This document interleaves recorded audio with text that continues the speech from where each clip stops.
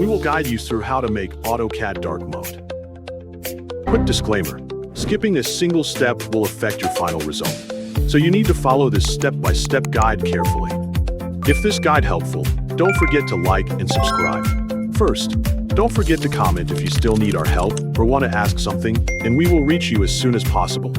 Second, begin by launching AutoCAD by double-clicking the AutoCAD icon on your desktop or selecting it from the Start menu. Open a drawing by clicking New to create a new drawing or Open to access an existing .dwg file.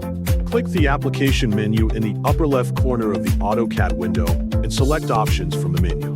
In the Options dialog box, click the Display tab. Locate the Color Theme section and click the Color Theme drop-down menu.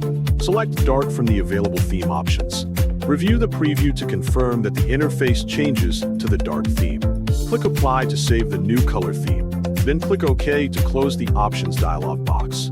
Next, click inside the command line, type Options, and press Enter. In the Display tab, click the Colors button under the Window Elements section. In the Drawing Window Colors dialog box, select 2D Model Space from the context list and Uniform Background from the Interface Element list. Click the Color drop-down menu, select Black, then click Apply and Close to save the background color. Click OK to return to the drawing area. The AutoCAD interface now uses the dark theme with a black drawing background for improved visibility. This combination makes lines and objects easier to distinguish while reducing eye strain during extended drawing sessions. It is especially helpful when working in low-light environments or on high-resolution monitors.